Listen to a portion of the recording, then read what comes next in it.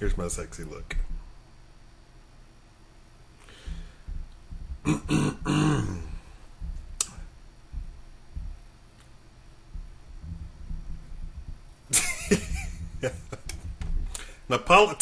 Napolitano takes the fall for Obama. Welcome to the Shikama Live Show with your host Shikama, in association with Boundless Enterprise LLC, and in association with, I messed that entire intro up, www.lasvegasnevadadui.com. I am not editing that up. So recently, if you have not been under a rock, Janet Napolitano, who is the sitting Secretary of the Department of Homeland Security, is stepping down and stepping into directing all of the University of California system.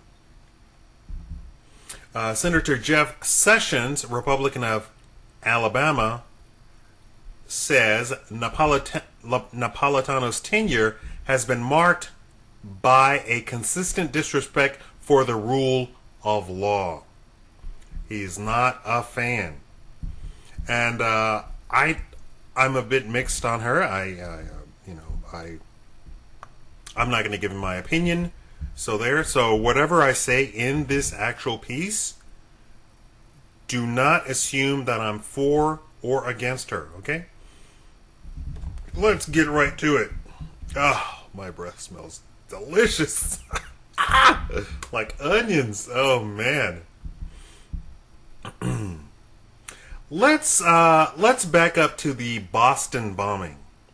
Then Secretary of Homeland Security Janet Napolitano admitted on Capitol Hill that a Saudi national identified as a person of interest in the Boston bombing was put on a terror watch list after the attack.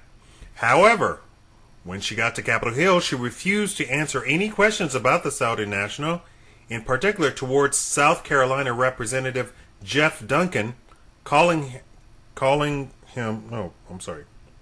Jeff Duncan, who said,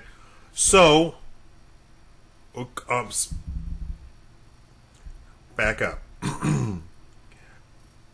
She said about him, he is so, quote, so full of misstatements and misapprehension that is just not worthy of an answer, as to her refusal to answer him. But when she went to the Senate Judiciary Committee hearing on immigration reform, Napolitano responded to Senator Chuck Grassley, I guess that's how you pronounce it, a Republican of Iowa, who said, quote, before the Sarniev, I'm sorry about that, brothers became the focus of the investigation. This is the worst piece ever. Authorities questioned a Saudi student who reportedly was on a terror watch list, said the senator. I sent a letter to you, him to Napolitano, this morning asking for answers to questions about the bombers and how they interacted with your agency. I trust you will promptly respond. With regard to the Saudi student, was he on a watch list? And if so, how did he obtain a student visa in the first place? Hello. I'm embellishing. She says he was not on a watch list, which is a lie. What happened is this student was really, when you back it out, he was in the wrong place at the wrong time. I'm quoting her. He was never a subject. He was never even really a person of interest because he was being interviewed. He was at that point put on a watch list. And then when it was quickly determined he had nothing to do with the bombing, the watch listing status was removed. End quote. The Saudi national, identified as Abdul Rahman Ali Al-Harbi, was set to be deported for terrorist activity under Section 212(3)(b) after the Boston Marathon bombings, according to sources, secret sources. His status was abruptly changed, but government officials have thus far rarely spoken in public about the subject, let alone provided any additional information. Let me repeat that. The Saudi national, identified as Abdul Rahman Ali al-Harbi, was set to be deported for terrorist activity under Section 212(3)(b) after the Boston bombing. His status was abruptly changed, but no word from the government as to why.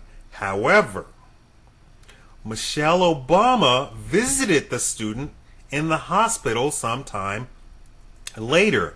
But here's the eye-opening thing about it. She did not visit anyone else in the hospital at that time in Boston. Here's another little smoking gun about this situation. The student had an apartment in Boston, but he was a student in Ohio. Why does he have an apartment in Boston? He had no contacts in Boston. No, like uncle, aunts, cousin, what have you, in Boston. I know, I checked it out. It is suspected that the two brothers were frankly scapegoats. It is suspected that Obama's Saudi friends told Obama not to prosecute the Saudi student, and so he had Napolitano drop her investigation of the student and require her agencies to stop all action against the student. Let me add my own or correction to that. Obama questioned Napolitano. Napolitano then went to her subordinates, and her subordinates, who were doing their job, was about to deport the student, and she then intervened and got the status changed. But let's back up. She was in a Senate Judiciary Committee hearing on immigration reform. Her time as head of DHS saw, quote, record numbers of deportations. One of the Mexican lobbyists said she was glad to see her go, quote. But let's back up to 2003 to then Arizona Governor Napolitano, when President Fox toured Texas, Arizona, and California to lobby for a regional agreement to allow Mexicans to cross the border, get work permits, allow them to use Mexican ID, and about that ID, I have personal experience with the quote-unquote Mexican ID. 99% of the time, it is a fake ID, because in Mexico you don't need an ID. They then get an ID from the coyotes. That is a completely fake ID. That is one of the services that the coyotes do for the Mexican illegal immigrants. And they get a fake ID. And so, admittedly, even some of my sources said that the quote-unquote Mexican ID is a completely false and fake ID. And I have personal experience with it. And to allow them to drive without a license. Napolitano agreed to the lobbying efforts and promised to work together. This is when she was governor in 2003.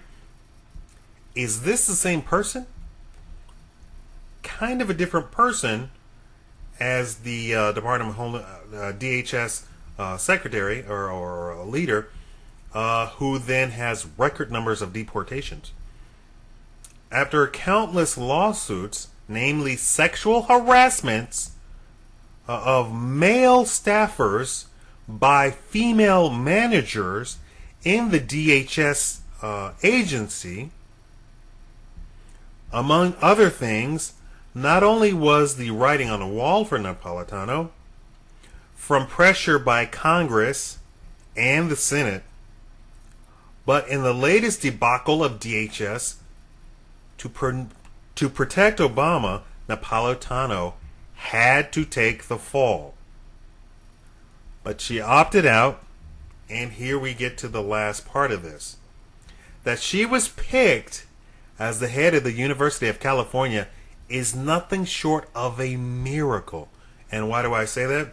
There were over 300 other candidates, and apparently she kept her interest in the seat completely secret to everyone.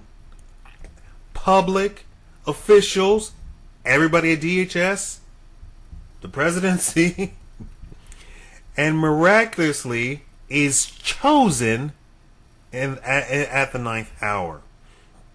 You don't have to be a rocket scientist to figure out how she pulled this off, and how this position after this, and how she got this position after this very fast exit.